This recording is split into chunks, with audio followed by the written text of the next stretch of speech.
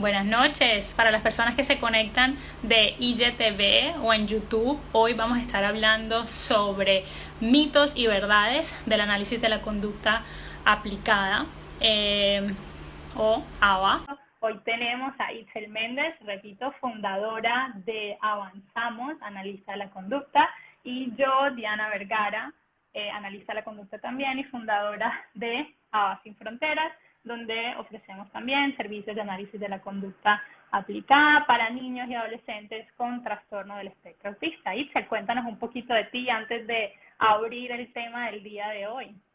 Bueno, como menciona Diana, soy fundadora de Avanzamos.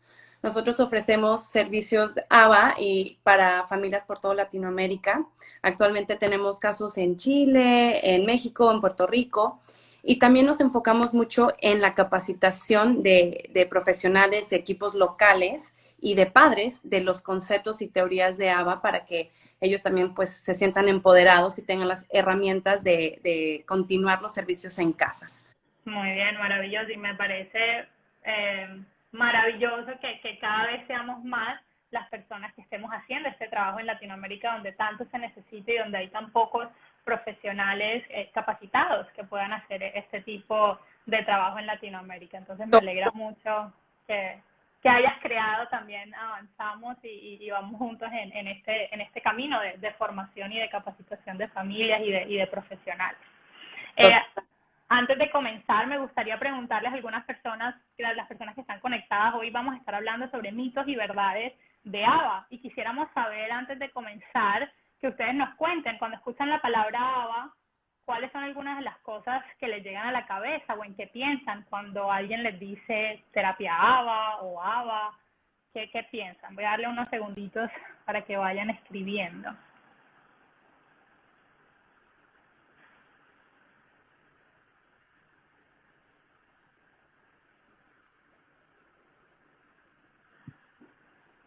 Bienvenidas las personas que se van conectando. Buenas noches, buenas noches. Pues mira, me encanta que hayas preguntado eso porque yo siento que definitivamente cada vez se va conociendo más ABA. Aún así, tengo personas que me dicen, tienen pues ideas de todos tipos, ¿no? Pero te diría que de 5 años para acá, más y más se ha conocido, más y más familias ya saben qué es, están buscando los servicios, están buscando profesionales que sepan, ¿no? Cómo hacer los servicios de manera de calidad. Pero yo siento que si hubieras hecho esa pregunta hace 5 años, muy poca gente te pudo haber contestado. O sea, definitivamente algo que va creciendo y que estamos viendo más y más, pero tengo mucha curiosidad de ver qué contestan y qué dicen. Tenemos gente con penita el día de hoy, tienen pena de responder, pero bueno, yo creo que con esa misma visibilidad que tiene el análisis de la conducta ahora, también, sí, hay más personas hablando y también hemos visto, y creo que lo conversábamos hace un poco, todos estos mitos y estas leyendas y algunas ideas erróneas que puede haber sobre ABA y el análisis de la conducta en general. Entonces, comencemos por ahí, por qué es ABA, ¿no? Y quisiera comenzar con que ABA, análisis de la conducta aplicado, viene de la rama del conductismo, del análisis de la conducta, y tenemos diferentes ramas, unas que se dedican a crear como todos estos, esta es la parte aburrida de lo que vamos a hablar hoy, ¿no? Todos estos constructos filosóficos y la teoría y el porqué y los principios y toda esta parte teórica que luego nosotros, analistas de la conducta aplicado, por como dice la palabra aplicado, lo usamos para aplicar y resolver problemas o intervenir en comportamientos que tienen una importancia social. Entonces, Itzel, te cedo la palabra. Entonces, ya sabemos, ABA, intervenir en comportamientos sociales, pero cuéntanos un poco más. O sea, ¿qué es ABA? Bueno, como mencionas, estamos trabajando en conductas socialmente significativas. Eso quiere decir que le tienen que beneficiar directamente a la persona. O sea, no se trata de modificar la conducta por simplemente modificarla. Y yo creo que eso es algo que muchas personas piensan, que simplemente estamos modificando para crear humanos perfectos o para lo que sea que quieran pensar. Y no, no es así. O sea, si vamos a trabajar en una conducta que es socialmente inapropiada, es con el propósito de disminuir esa conducta para que tenga mejores posibilidades de interactuar, de socializar, de aprender. Entonces, siempre es con un propósito que le va a beneficiar a la persona. Y de la misma manera, queremos aumentar las conductas apropiadas. ¿Qué significa esto? O sea, estas son conductas que sí queremos ver, que es como el lenguaje, la socialización, la independencia, el lenguaje, todo eso. Y a la vez, no solamente es aumentar y reducir, sino desarrollar nuevas habilidades, es enseñar. Y gran parte de la ciencia que nosotros tenemos es porque tiene estrategias que son comprobadísimas, científicamente comprobadas, que funcionan en el sentido de adquirir nuevas habilidades. Y yo creo que esta combinación de métodos o de propósitos es lo que hace ABA tan especial y tan efectivo en todas las personas con las que trabajamos. Y que ahí va un poquito, que yo sé que vamos a hablarlo un poquito más adelante, pero que es que si solamente trabajamos o si esta terapia solamente es para niños con autismo.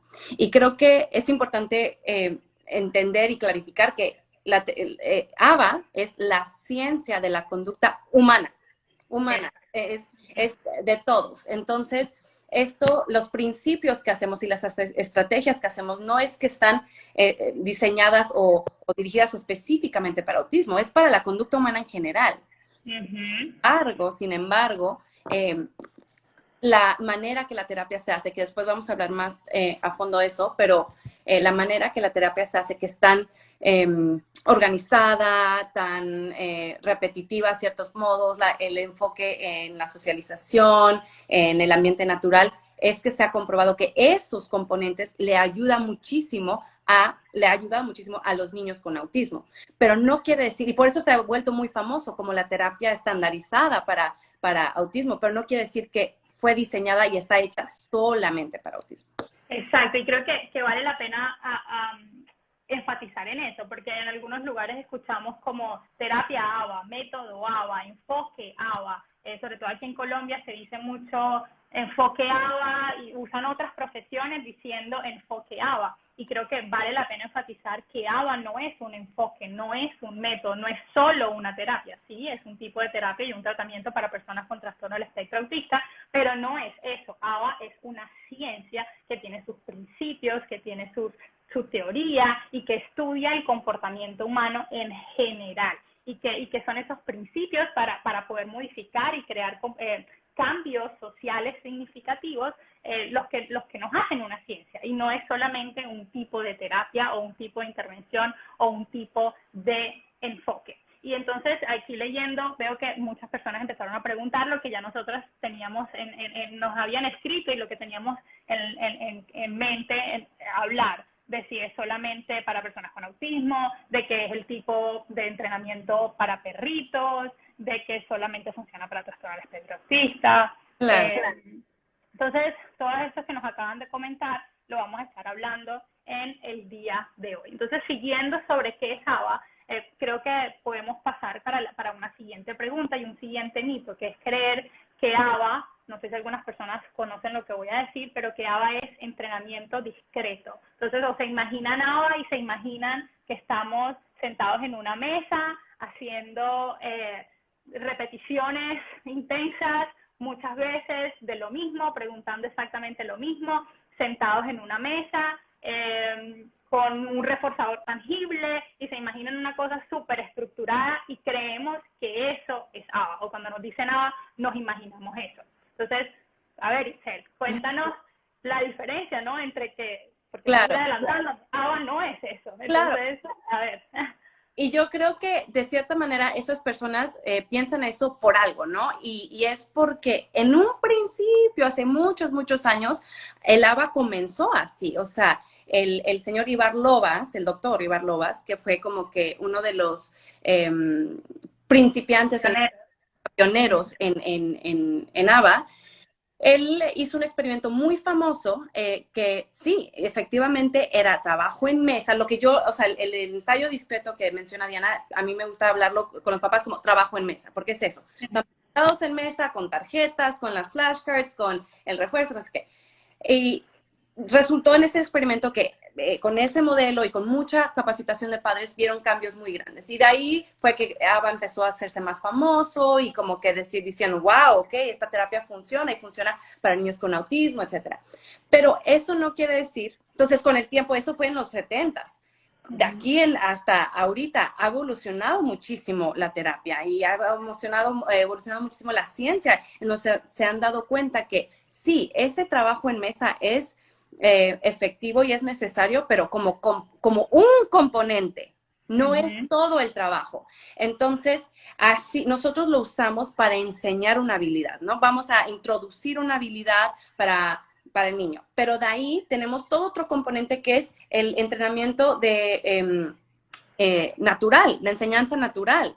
Que eso es, ese mismo concepto que enseñamos en mesa, lo vamos a utilizar en otros ambientes, en la sala de la casa, en la cocina, en el parque, en la escuela, en el supermercado. O sea, vamos a aplicar eso mismo que aprendimos en mesa en diferentes ámbitos. Y al vez también está el componente de la socialización, ¿no? O sea, un programa específico de socialización, un programa específico de capacitación de padres, en donde le damos todas estas herramientas a los padres para que sepan qué hacer, porque yo siempre digo, o sea, ¿de qué me sirve de que el niño aprenda todas estas cosas increíbles conmigo, pero yo me voy después de 2 horas de estar aquí en tu casa y de ahí qué pasa, ¿no? Entonces, por eso también yo lo que considero un programa de ABA moderno o actualiza un buen programa, tiene todos estos componentes, que es, sí, el trabajo en mesa, el trabajo de generalización o de enseñanza natural, el componente social, el componente de capacitación de padres, y todo eso es lo que hace un buen programa, un programa completo. Entonces, exacto.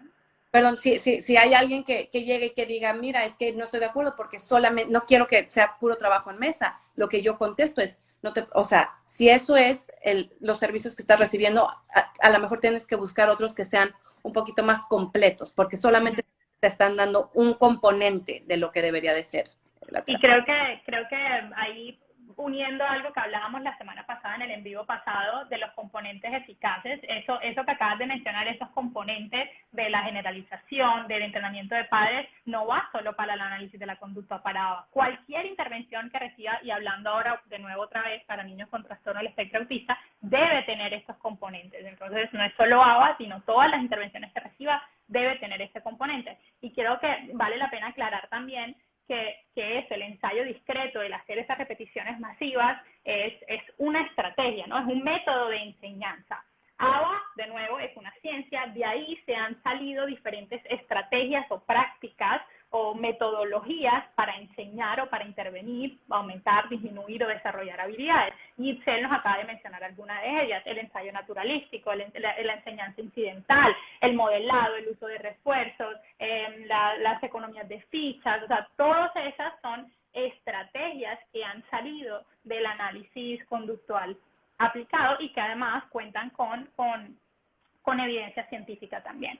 Entonces, alguien nos acaba de preguntar, y creo que podemos responderlo de una vez, Itzel, si ABA es la única intervención que debe recibir un niño con autismo. O creo que vamos a hacer 2 preguntas. 1, ¿cómo sé si mi niño debería recibir ABA? Y 2, ¿qué más debería recibir mi niño? ¿O es solo con ABA que estamos completos?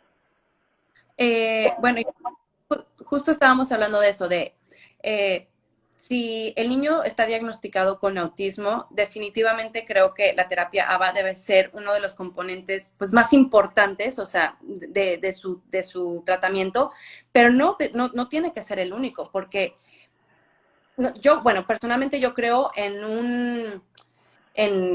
un approach más multidisciplinario, ¿no? O sea, en tener la fonoaudiología, la terapia ocupacional, la terapia física si es necesaria, y la terapia de ABA.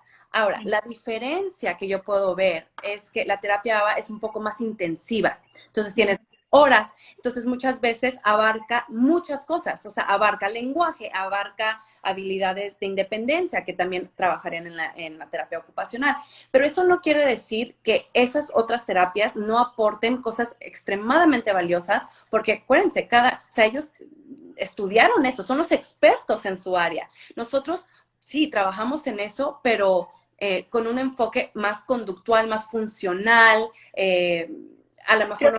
Una forma de decirlo, y algo que yo siempre les digo a los otros profesionales es, mira, yo soy experta en cómo una persona aprende, en cómo enseñar un comportamiento, pero muchas veces no sabemos qué se tiene que enseñar. El ocupacional es el que sabe el orden en cómo se desarrollan las habilidades motoras, finas, gruesas. El fonoaudiólogo es el que sabe los movimientos que tienen que hacer articulatorios. Entonces, es el poder unirnos y el saber, ok, ¿qué necesita este niño aprender? Mira, yo traigo mi maleta de todas estas estrategias que cuentan con evidencia científica de cómo una persona aprende de forma rápida y eficaz. Exacto. Yo creo que mucho de lo que a mí me llega, o sea, los casos más exitosos que he tenido, te digo desde ya, es cuando todos los profesionales tenemos reuniones de equipo, de multidisciplinarios, donde hablo yo con la fonoaudióloga, con la terapeuta ocupacional, con todas estamos, a ver, vamos a estar en la misma página.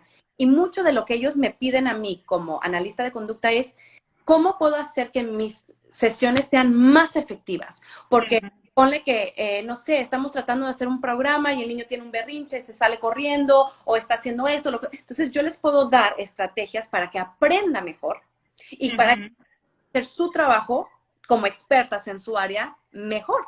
Entonces, al final es como, es todos trabajando juntos. Entonces, para contestar la pregunta, no creo que la terapia debe ser el único, pero definitivamente creo que tiene que ser parte del paquete terapéutico del niño. Exacto, y creo que ahí podemos adicionar también sumándole a una pregunta que nos hacen mucho sobre cuántas horas debería recibir mi hijo o por qué a veces recomendamos tantas horas en un plan de intervención, y hablar de la diferencia entre una intervención comprensiva, es decir, un niño que de pronto le acaban de diagnosticar y tiene un atraso significativo en su desarrollo o necesita desarrollar muchas nuevas habilidades. Probablemente ese niño va a necesitar un plan comprensivo donde vamos a trabajar todo lo que se le acaba de mencionar: comunicación, juego con otro, habilidad de independencia, lenguaje, todo, o sea, todas las dimensiones del individuo, y para poder trabajar todo esto, pues necesitamos una carga horaria muchísimo mayor, ¿no? Entonces ahí es donde hablamos de este plan intensivo y temprano, donde se recomiendan entre 20 a 40 horas a la semana, de las cuales no necesariamente tiene que ser con un terapeuta sentado en una mesa. Exacto. La familia es un componente principal también en este programa comprensivo, y el trabajo que hacen las familias y los cuidadores cuenta dentro de estas horas de intervención que está recibiendo el niño. Y por otro lado, ya te doy la palabra, Isel, por el otro lado tenemos una intervención focada, es decir, una familia está teniendo un problema X con un niño, por ejemplo, cada vez que van a un lugar específico, o este niño está teniendo comportamientos agresivos muy severos en el colegio, pero todo lo demás, todas las otras demás áreas están desarrolladas, y eso le llamamos una intervención focada. Vamos a ir simplemente a intervenir en este problema o tratar de mejorar esto que esté sucediendo, y ahí la carga horaria va a ser también muchísimo menor, ¿no? Ya no necesita 20 a 40 horas, sino el número de horas necesarias para intervenir en ese comportamiento específico que se está buscando. No sé, Isel, si tienes algo que quieras adicionar. Sí, no, total. Y aún así creo que llega siempre como un shock a las familias, porque en comparación de otras terapias, que a lo mejor es 1 o 2 veces por semana, sesiones de 45 minutos, nosotros recomendamos, como ella dice, de 10 a 40 horas. Entonces son sesiones más largas, de 2 horas, 2, 3 horas, 5 veces a la semana. Entonces es como que, ¿por qué tanta terapia, no? Y como ella menciona, o sea, si yo recomiendo 40 horas de terapia, a lo mejor no es necesariamente con el terapeuta en la casa, trabajando directamente con el niño. Es que los papás entiendan que gran parte va a ser la capacitación que les vamos a dar a ellos. Y es simplemente que ese es el tiempo enfocado que estamos recomendando, haciendo los programas que estamos creando para el niño. Y eso quiere decir, o sea, desde el minuto que él se despierta hasta el minuto que se acueste, se pueden estar trabajando cosas. Pero eso no quiere decir es terapia, a ver, terapia. Es simplemente que, porque yo digo, la terapia no se apaga. O sea, no, yo no, cuando me voy no significa que se apaga la terapia. Siempre va a haber una necesidad de comunicación, siempre va a haber una necesidad reforzar tal conducta o no reforzar tal conducta. Entonces, es cuando entiendan que es como un estilo de vida y que lo pueden aplicar de manera más del día a día, se van a dar cuenta que no es tan abrumante pensar que necesita tantas horas el niño. Y creo que ahí es importante hacer como énfasis en dos cosas. Uno, hablábamos de estos componentes eficaces y el entrenamiento familiar es un componente eficaz. La familia necesita participar. Y creo que Itzel acaba de decir que en su experiencia personal, ella ha visto que los casos de éxito son casos de trabajo multidisciplinar, donde se reunía frecuentemente con profesionales. Creo que le sumaríamos también que son los casos donde las familias hacen parte activa del proceso. O sea, un papá y una mamá involucrada que sabe lo que estamos trabajando, que le dan seguimiento a lo que estamos enseñando en la casa. Y entonces cuando Itzel dice trabajar, uno se imagina, uy, pobre niño todo el día trabajando. No, no es trabajando, es creando oportunidades de aprendizaje. Entre más oportunidades de aprendizaje le demos al niño durante el día, pues más habilidades él va a poder adquirir. Entonces, trabajar durante el día con los papás significa simplemente que el papá de pronto está modelando, diciendo, sí, mariposa, wow, mariposa, qué linda mariposa, y repite mariposa para que el niño vea la mariposa y repite mariposa, o que cantamos una canción y trato de que tú me imites mientras yo canto una canción, o que estamos comiendo y yo estoy preguntando, ¿qué hiciste ayer? ¿Y tú qué hiciste ayer? Para que el niño haga una pregunta también en la mesa con la familia de qué hiciste ayer. Y entonces, como lo no que tú dices, de sentarnos. claro, como de crear esas oportunidades de lenguaje, o sea, de aprendizaje, es algo que a lo mejor una vez que empiezas la terapia te empiezan a salir más natural, porque antes uno suele darle todo de a gratis a los niños, como, sí, quiere una galleta o quiere agua, pero no le damos la oportunidad de que te lo pida. Entonces, si estamos trabajando, en vez de darle la galleta completa, le puedes dar un pedacito para que tenga múltiples oportunidades de pedirte más galleta. Entonces, ya simplemente hacer esa actividad tan sencilla, estás haciendo la terapia. Estás trabajando en una meta enfocada, estás dándole oportunidades de lenguaje. Entonces, como tú dices, o sea, es simplemente verlo de un punto de vista diferente. Ok, y otra pregunta que nos hacen mucho es, y va muy similar a lo que estamos hablando, como dónde. Entonces, no es solamente en un centro donde hay que ir a hacer ABA o en una mesa donde hay que hacer ABA, sino, cuéntanos, Itzel, por ejemplo, yo creo que ya he hablado mucho de mi experiencia en ambiente natural, cuéntanos si la tuya ha sido similar también. Totalmente, o sea, yo me preguntan dónde se hace el ABA en todo lo que es el ambiente natural del niño. ¿Eso qué significa? Eso es, primero que todo, en la casa. Yo creo firmemente que la terapia debe ser en casa. Yo sé que hay centros donde dan las terapias y también es muy válido porque tiene sus ventajas, o sea, te estás en un ambiente más controlado, no hay tantas distracciones, pero no hay nada como trabajar en el ambiente natural del niño, en su casa, en su cocina, con su vaso, pidiendo el agua de la manera que él recibe el agua, no como en el del centro, que a lo mejor no se parece, y ahí entramos en problemas de generalización. Entonces, casa, escuela, ir al supermercado con el niño, ir al parque, ir a la casa de un amiguito a jugar, un playdate. O sea, todo eso son oportunidades donde se puede hacer la terapia. Entonces, no es solamente en casa, no es solamente en un centro, es como abarcar todo eso. O sea, todo Y creo que vale la pena aclarar, porque también lo he visto en mis años de experiencia, que dicen, no, hacemos terapia en ambiente natural, y uno va a la casa del ambiente natural y lo que han hecho es remodelar un cuarto para que parezca un cuarto de intervención, una mesa, una silla, y hacemos terapia aquí. Pues si lo hacemos en una mesa y una silla, pues no está siendo natural. Natural significa lo que Itzel acaba de decir, ¿no? Vamos a comer una merienda, sentémonos en la mesa, juguemos el juego con el hermano, tiremos en el piso, en el cuarto de juguetes, donde de verdad él necesita estas habilidades de juego, y no hacer imitación y juego en una mesa donde no es de verdad un ambiente natural. Alguien nos acaba de preguntar también sobre si ABA es solamente para niños con autismo. Creo que ya lo mencionamos, no es solamente para personas con autismo, y creo que otra pregunta también es creer que ABA es sola para niños con autismo con problemas de conducta. Entonces dicen, no, este niño tiene problemas de conducta, mándenlo a ABA. ¿qué podemos decir sobre eso? Gracias, sí, mándenos,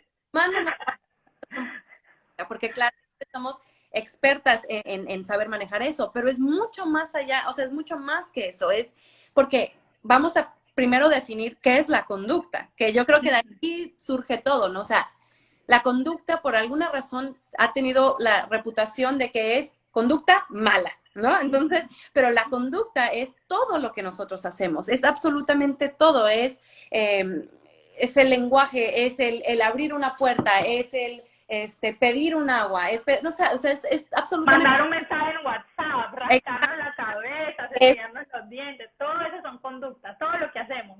Exactamente. Entonces, tenemos que ver que sí, obviamente tenemos todas las estrategias para reducir conductas inapropiadas, pero era como más o menos lo que dije al principio, pero por cada conducta que vamos a reducir, hay una conducta que queremos aumentar, porque no se trata de reducir por reducir, es como, ok, el niño está teniendo berrinches porque no sabe comunicar, no sabe decirle a la mamá que quiere agua con hielo, por ejemplo. Entonces, no se trata de hacer todas las estrategias para reducir los berrinches sin poderle dar al niño la herramienta de decir, no, a ver, espérate, lo que quiero, lo que te estoy tratando de decir por medio de mi conducta es que quiero agua con hielo. Entonces, la terapia, lo que hacemos es darles esas herramientas para que puedan lograr eso. Entonces, no, pues no está correcto decir que solamente son las conductas negativas, porque nos estamos enfocando más, te diría. Porque una vez que reducimos las conductas negativas, es así de, ok, bueno, ya eso ya lo sacamos de aquí, ahora vamos a enfocarnos en todo lo que falta por aprender, toda la socialización, o sea, todo lo que queremos aumentar. Que es... Entonces, exacto, no todos los niños que reciben terapia ABA o intervención ABA tienen problemas de conducta, o sea, lo que tienen es un déficit en habilidad y nosotros somos expertos en cómo ese niño necesita aprender y en tener estrategias de cómo le vamos a enseñar esos comportamientos. Otra pregunta, y sobre todo voy a hablar el tema aquí en Colombia, y me gustaría, Isabel, que lo menciones, porque pues en este momento estás por fuera de Colombia y creo que es importante verlo también desde afuera. Aquí en Colombia, el protocolo de autismo, de intervención de autismo, dice que ABA, o análisis de la conducta, no cuenta con evidencia científica, ¿no? Y quiero saber qué opinas, o bueno, qué sabes, porque creo que no es cuestión de opinar, es hechos, ¿no? Cuéntanos. Sí, no, cuando estábamos preparando la plática de hoy y me mencionaste eso, o sea, me impresionó porque jamás, o sea, es como que exactamente lo opuesto a lo que es conocido ABA. O sea, ABA es conocido realmente por ser tan eficaz porque tiene tanta evidencia científica. Y de hecho, yo vivo aquí en Miami, aunque todos mis casos son en Latinoamérica, pero yo me formé aquí en Estados Unidos y trabajé por muchos, muchos años en una compañía de aquí en donde todos los seguros médicos, o sea, aquí un niño se diagnostica un neurólogo y va con el seguro médico, con ese diagnóstico, y el seguro por ley, porque está científicamente comprobado, le tiene que cubrir las terapias. Y eso no se logra y eso jamás hubiera ocurrido si no hay más de 40 años y miles y miles y miles de artículos que comprueban que las estrategias que estamos haciendo, porque ¿qué significa que está científicamente comprobado? Quiere decir que las estrategias que estamos usando han sido comprobadas por estudios científicos que funcionan. Y no nada más que funcionen en un estudio, que han sido replicadas varias veces y en diferentes países, por diferentes científicos y obtienen los mismos resultados. Eso es lo que cuando tú formas y tienes una gama grande de esa evidencia, tú puedes ser considerado una práctica basada en evidencia, la PBE, ¿no? Entonces, y si hablamos de eso, creo que el estudio que compartimos aquí en la cuenta la semana pasada sobre las prácticas basadas en evidencia, el último que hubo como comprensivo, donde publicaron una lista de 28 prácticas basadas en evidencia, creo que eran unas 15 de esas prácticas basadas en evidencia que eran derivadas del análisis de la conducta, ¿no? Que eran prácticas comportamentales. Entonces, decir que el ABA no cuenta con evidencia científica es como decir que el pelo mío no es café. O sea, es una realidad y es un mito muy grande que hay aquí en Colombia decir. Y creo que eso va muy, muy asociado a otra pregunta que nos hacen mucho sobre quién hace ABA y un misconception o un malentendido que hay con ABA, y vuelvo a hablar sobre todo aquí en Colombia. Aquí vemos mucho, por ejemplo, fonoaudiología con enfoque ABA, ocupacional con enfoque ABA, psicología con enfoque ABA, lo cual está diciendo que cualquier profesional con un curso de 40 horas puede hacer ABA. Entonces, cuéntanos y un poco sobre eso y qué necesita tener una persona para poder hacer ABA o poder ser llamado un analista de la conducta. Claro, y yo creo que esto realmente es bastante, pues, preocupante y serio porque, o sea, lo que nosotros hacemos tenemos mucha responsabilidad en nuestras manos. Estamos cambiando conductas, estamos posiblemente hacer una mala decisión puede llegar a lastimar a un niño, a lastimar a la familia. Entonces, yo me lo tomo muy en serio y por eso mismo es que pues hay todo una carrera detrás del el análisis de conducta, en donde con los años el comité, o sea, la junta del análisis de conducta, creó diferentes certificaciones. Y esas certificaciones van de la mano con diferentes niveles de estudios y diferentes niveles, o sea, cantidad de práctica que necesitas. En el nivel más alto está lo que se llama BCBA, que es el analista de conducta certificado. Necesitas una maestría, necesitas 1,500 horas de práctica supervisadas por una persona que ya estaba certificado por otro BCBA. Creo que esas 1,500 horas van a aumentar y ya va por las 2,000 claro. horas. Cada año, cada vez que lo renuevan, los aumentan. Exacto. De hecho, en el 2022 van a cambiar esto que estoy diciendo ahorita. Esto es lo que está contando hoy. Exacto. Bueno, entonces está ese a nivel maestría. Después, en un nivel más bajo, está el nivel licenciatura, que es el BCABA, que es el asistente del analista de conducta. También necesitas 1,000 horas, 1,000 horas de práctica. Y esos primeros dos que les menciono son los que comúnmente son los supervisores del caso, que ahorita les voy a explicar un poquito más sobre qué es el supervisor y cuál es el rol. Pero esos solamente esos dos son los que pueden ser los supervisores del caso. ¿Okay? Entonces, es importante saber que para que lograran tener esa certificación, como les dije, tuvieron que hacer una carrera específica, tomando clases específicas en el análisis de la conducta y, bien importante, esa práctica que fue supervisada. Y en el nivel más bajo, en el básico, que es relativamente nuevo, está el RBT, que es el técnico de conducta registrado. Ellos son los que toman un curso de 40 horas, pero no pueden practicar independientemente. Ellos tienen que, para mantener su certificación vigente, tienen que estar bajo la supervisión de uno de los primeros dos certificaciones que les menciono. Ahora, el RBT es el que comúnmente implementa la terapia, es el que está trabajando directamente con el niño, haciendo los programas, es el que comúnmente vas a ver yendo a tu casa o a la escuela. Pero esa persona está implementando los programas que fueron creados por los supervisores.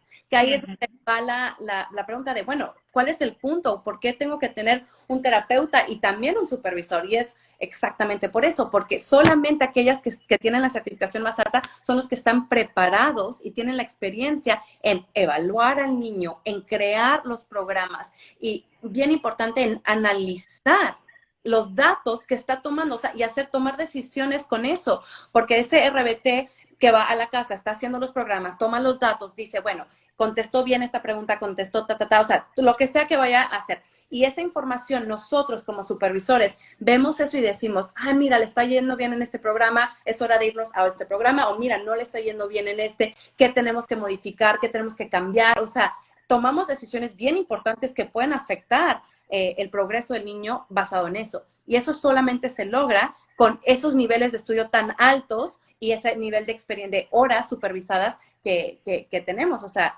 alguien que toma un curso de 40 horas no está calificado y no tiene ese conocimiento teórico y más que nada práctico para hacer estas decisiones. Y por eso a mí me preocupa muchísimo cuando yo veo estos profesionales tomando ese curso, abriendo sus clínicas, diciendo que están haciendo ABA y es así de, ¡qué peligro! ¡Qué peligro!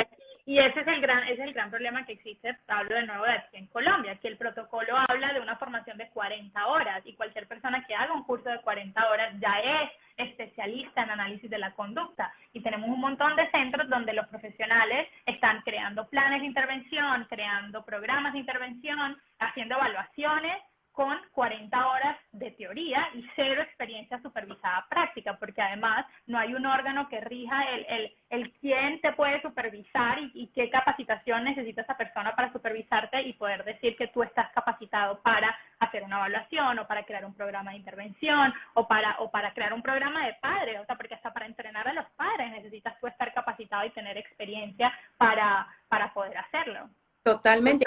Donde yo creo que es mucho de, queremos empoderar a los papás, que los padres busquen a estas personas que sí están certificadas y que digan, a ver, ok, tomaste este curso de 40 horas, pero ¿quién es tu supervisor? ¿Quién te está supervisando a ti?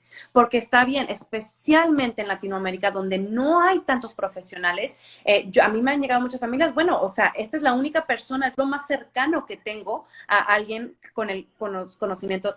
Está perfecto. Y no estoy diciendo que, o sea, está bien, pero simplemente es darle esa responsabilidad a ese profesional de, ok, perfecto, tomaste ese curso, pero ¿quién te está supervisando a ti? ¿Quién se está asegurando que las decisiones que me estás dando a mí como familia son las correctas? Y ellos tienen un montón de recursos, o sea, está la junta, ellos se pueden meter a la junta a buscar qué supervisores hay cerca de su país, y si no están ahí, hay muchas maneras que ellos pueden recibir supervisión. O sea que no es válido que digan, pues es que no hay nadie, no hay ningún analista certificado en mi país.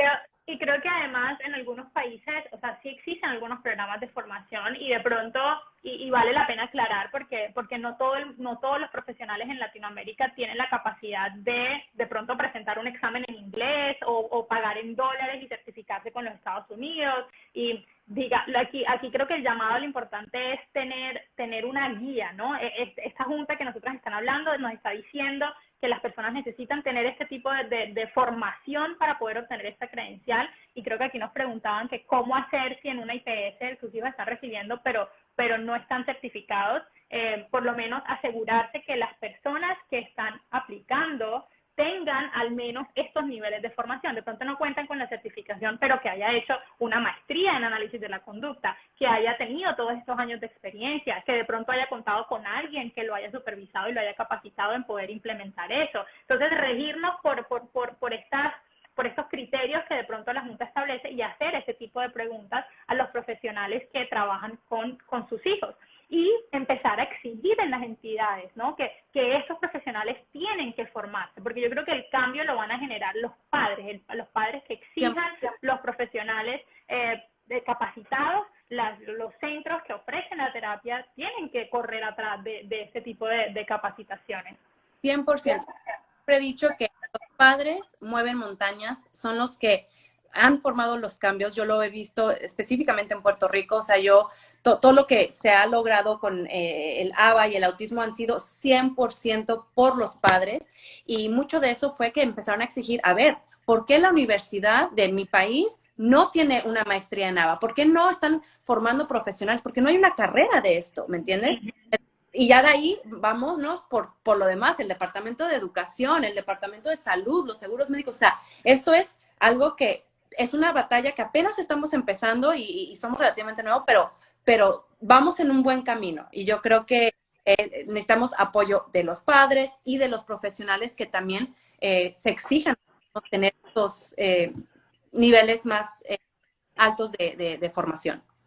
Y creo que de ahí viene de pronto entonces todos estos mitos que hay, ¿no? De todas estas misconceptions o concepciones erradas que tiene análisis de la conducta, sobre todo en Latinoamérica, pueden ser causadas por profesionales que dicen hacer análisis de la conducta y no están capacitados para hacer análisis de la conducta. Entonces ahí es donde vemos, por ejemplo, y viene con una pregunta que una mamá nos escribía: ¿cómo hacer para retirar los reforzadores de mi hijo? Entonces, es algo que yo he visto mucho también aquí en Colombia con algunos padres y algunos profesionales, el tema de creer que reforzador es simplemente un objeto tangible o un comestible que se le entrega a mi hijo después de que hace una conducta. Y de ahí viene es un entrenamiento de perrito. Hace algo, le doy una galleta. Hace algo, le doy una galleta. Entonces, hablar sobre qué significa reforzadores, que reforzadores no es un objeto tangible. La definición de reforzador dentro del análisis de la conducta es estímulos que aumentan el comportamiento. Es decir, yo hago algo, ese algo me produce algo placentero, algo que me hace sentir bien, por lo cual yo quiero seguir haciendo ese comportamiento, o mañana de nuevo voy a hacer ese comportamiento. Y reforzadores sí, pueden ser la comida, me llevé la comida a la boca y estuvo sopa rica, y esa comida fue reforzadora. Pero yo doy un ejemplo muy personal, que siempre digo, yo salgo a correr, y cuando yo corro a mí nadie me está tirando galletas ni me están tirando objetos tangibles. Yo siento placer, literal placer, al correr. Ese placer que yo siento es un reforzador, y no hay nadie que me pueda quitar ese reforzador. Al contrario, es un reforzador natural para un comportamiento que queremos seguir viendo, que es actividad física durante el día. Entonces, decir que quitamos reforzadores, sí, queremos desvanecer estos reforzadores que no son naturales, de pronto un comestible o un objeto tangible, pero todos los comportamientos que siguen sucediendo están siendo reforzados de alguna forma. Y lo que queremos dentro de la terapia es que los niños tengan contacto con estos reforzadores que sean naturales. Que yo mantenga una conversación o haga una pregunta porque me interesa saber lo que esa persona me va a responder, o porque la interacción es positiva y es agradable, y eso hace que yo quiera seguir interactuando con ellos. Entonces, reforzadores es un concepto mucho más general. Y hago esa introducción y te doy la palabra, Itzel, ahora sí, en que digamos que comencemos a trabajar con un niño, que sobre todo si hablamos de un niño con trastorno de espectro autista pequeño, donde esos intereses son bastante limitados, tiene pocas cosas que le interesa, y nosotros entonces empezamos a utilizar reforzadores tangibles o comestibles para tratar de enseñar alguna habilidad. ¿Cuáles serían los siguientes pasos, o qué podemos hacer para entonces sí retirar estos reforzadores tangibles o comestibles que estamos usando? Ok, pues como tú dices, o sea, al comienzo son necesarios para establecer la terapia, para enseñar la conducta, pero hay muchas estrategias que podemos hacer. O sea, podemos aumentando el tiempo desde cuando hace la conducta, cuando se lo damos. Podemos ir aumentando el requisito de respuestas que necesita el niño. Entonces, en vez de dársela cada vez que hace la respuesta correcta, se lo damos cada 2, cada 3, cada 4 veces. O si lo vamos a hacer por tiempo, en vez de cada 5 minutos le vamos a dar un refuerzo o un muy bien o lo que sea, lo vamos a ir aumentando poco a poco, para que eventualmente llegue a que simplemente el completar la actividad o el obtener el resultado final, o sea, si vas a lavarte los dientes, el sentir la boca fresca o los dientes limpios es suficientemente reforzante para continuar la conducta en el futuro. No necesitas que alguien te dé un sticker o un high five o algo, que eso es porque muchas de las preguntas. Entonces, ¿qué? ¿Le voy a tener que decir muy bien a mi hijo por el resto de su vida? No, pero al principio sí, o sea, y yo siempre doy el ejemplo de Las Vegas, ¿no? O sea, de Las Vegas, de las maquinitas, en donde la gente no recibe un premio todas las veces que va, si no, no existiría Las Vegas. Pero cuando se la ganan, y eso es suficiente para mantener la conducta a largo plazo. Y es este concepto del refuerzo, donde eventualmente, o sea, al principio sí es necesario para que el niño como que se enganche y diga, ok, esto me gusta, esto me conviene, esto, lo que sea como lo quieras ver. Pero entonces, una vez que ya lo aprenda, es que empezamos a decir, ok, vamos a reducirlo poco a poco, pero de vez en cuando, claro que necesita un refuerzo. Como nosotros lo hacemos, recibimos todo el tiempo, y eso es lo que va a mantener nuestra conducta a largo plazo. Yo creo que también algo que me llega mucho es como, yo no creo en el refuerzo, ¿no? Yo no vamos a usar, yo no creo en el refuerzo. Eso es otra cosa que es como decir, yo no creo en el oxígeno, o sea, no es cuestión de si lo crees o no. De creer, es que es una realidad, ¿no? Todo es por definición. Exacto, el refuerzo va a ocurrir de todas maneras, y a lo mejor lo tenemos que ver es simplemente, o sea, el tú querer abrir una puerta y el que puedas abrir esa puerta y salir a donde quieras ir, el hecho de que saliste, eso es el refuerzo de abrir la puerta. Si no si pudieras abrir esa puerta y está trancada, vas a dejar de hacer esa conducta. Entonces, verlo como por ese punto de vista. Entonces, no se asusten los papás que dicen, es que estamos usando cosas muy tangibles o muy falsas. No, eso no va a ser la meta para siempre. Al principio sí, pero luego vamos a ir naturalizando el refuerzo por todas las estrategias que les dije, y eventualmente nuestra meta como terapeutas es lograr que el niño encuentre la actividad en sí suficientemente reforzante para no necesitar ningún tipo de refuerzo externo. Y creo que también vale la pena aclarar porque sí, dijimos, y se le acaba de decir que al inicio sí va a necesitar refuerzos tangibles, pero también, sí, digamos que llega un niño que tiene, pues, que ya le gusta jugar, que ya le gusta interactuar, que le gusta el simplemente hecho de tener esta interacción compartida conmigo, ya es reforzadora, pues ese niño no va a necesitar un reforzador externo, porque ya estamos en este segundo nivel que queremos.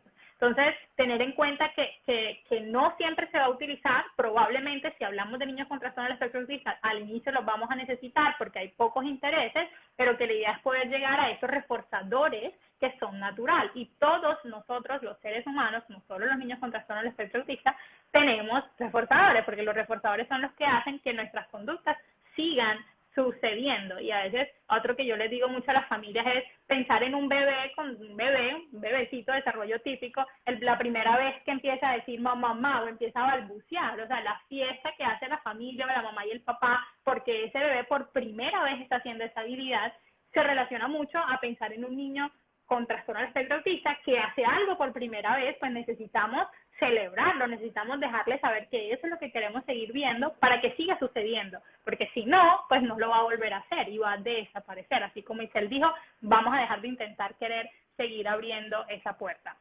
Entonces ya hablamos un poco del reforzamiento y de lo positivo y de todo lo que hacemos por enseñar cosas nuevas. Y creo que hay otra pregunta, y de nuevo, sobre todo aquí en Colombia, cuando yo llegué, y hablo de mi ciudad específica, en Cartagena, cuando yo dije que yo hacía ABA, la gente me decía, uy, no, a mí no me gusta ABA porque eso es contención. No me parece que siempre haya que hacer contención. Y yo decía, pero contención, pero ¿cómo así? Que tiene como que ABA contención, no veía mucho, pero parece que aquí hay como una asociación entre que ABA es igual a contención. Entonces, cuéntanos, Itzel, sobre eso. O sea, contención es de que cuando un niño está en crisis, lo agarras o no sé, lo contienes, ¿no? Sí, literal. Definitivamente no es cierto. O sea, te diría que al menos que sea una crisis, pero, o sea, extremadamente inusual. Pero yo te diría, en todos los años que yo he trabajado, jamás he hecho eso o he necesitado hacer eso, porque hay 1.000.000 de otras estrategias que tú haces primero para evitar llegar a ese punto y para darle las herramientas al niño para obtener lo que quiera en ese momento de una manera más apropiada.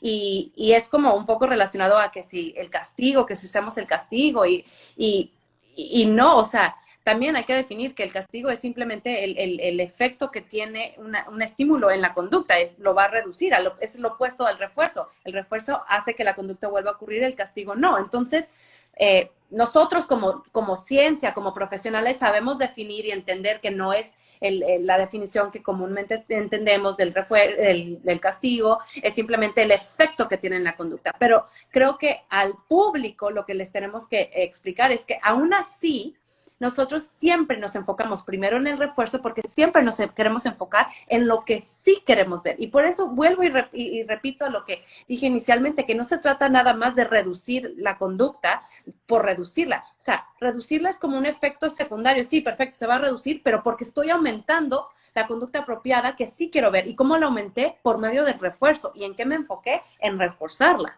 No me enfoqué en castigar la conducta inapropiada para no verla más, ¿no? Entonces, creo que, no sé si quieres decir algo más sobre eso. Sí. Creo que ahí también vale la pena aclarar el tema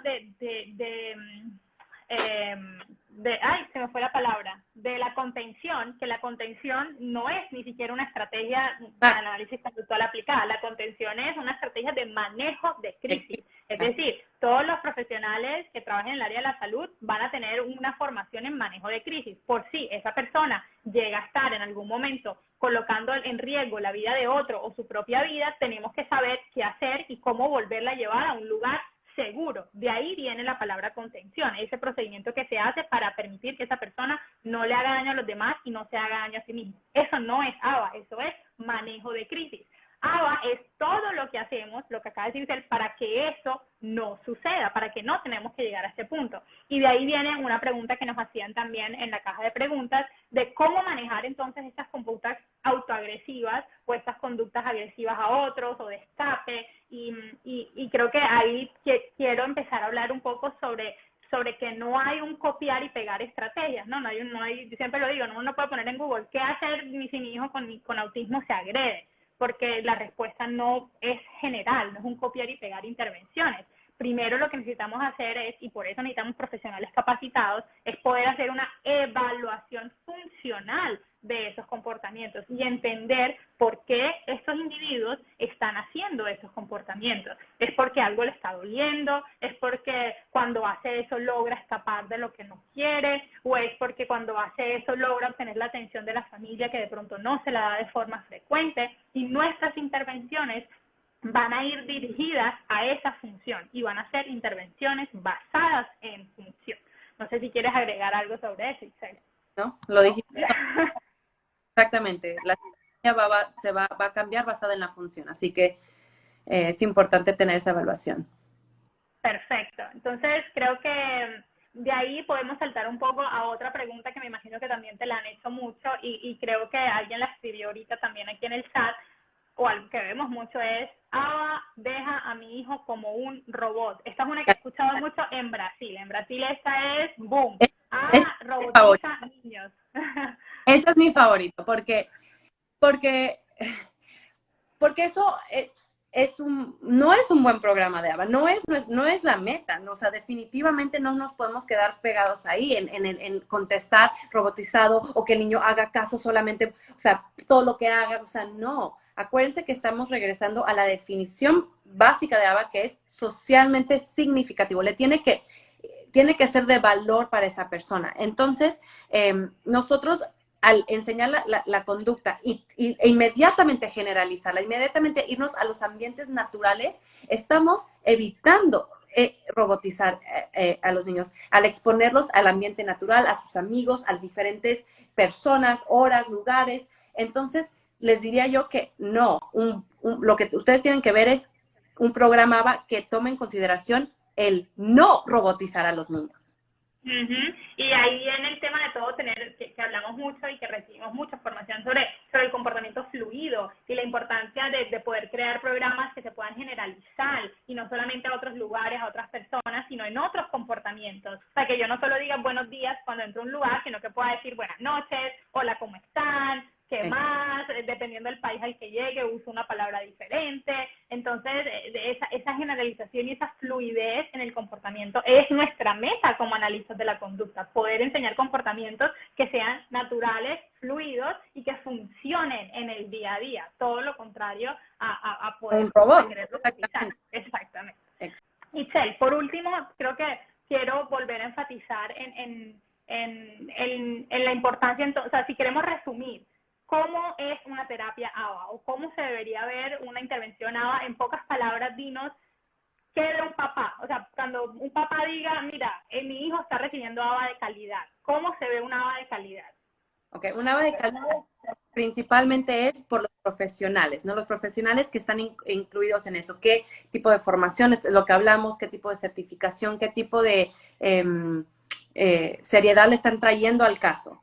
De ahí un programa que debe de ser, o sea, que deba generalizar las conductas, no nada más trabajo en mesa, sino más global. Están trabajando en mesa, en el ambiente natural, en la socialización, en la independencia, todo eso, que abarque todas esas áreas y que tenga un enfoque funcional, no nada más reducir por reducir, sino reducir porque queremos aumentar algo que sí queremos ver. Para mí eso, y que incluyen a los papás. Es para mí componentes más importantes. Si tú tienes esos, tú puedes estar tranquilo de que, ok, mi hijo está recibiendo terapia de calidad. Y yo creo que ahí vale la pena de nuevo otra vez enfatizar alguna pregunta que yo le hago mucho, y no solamente sobre a las familias que reciben ABA, sino cuando voy a hacer una evaluación y reciben otras intervenciones, yo pregunto mucho, ¿sabes qué están trabajando con tu hijo en esas intervenciones? ¿Cuál es el objetivo de la fono o cuál es el objetivo del ateo o cuál es el objetivo de esa terapeuta que está yendo al colegio? ¿Qué le está tratando de enseñar a tu hijo? Creo que las familias tienen que saber qué están haciendo en las intervenciones con sus hijos y cuál es el objetivo de esas intervenciones, y que todas las intervenciones tienen que tener un objetivo, tienen que tener un plan y tiene que llegar a un punto donde digamos, mira, ya llegamos a donde queremos llegar y esto no es para siempre, esto no es una intervención para el resto de la vida, es Claro. cumplir, darle las habilidades que él necesita para que no nos necesite, darle las habilidades a la familia que necesitan para enseñarle a su hijo para que no nos necesiten y luego poder empezar a hacer ese plan de transición y que ya nosotros, como analistas de la conducta, no seamos necesarios en esta familia. 100%.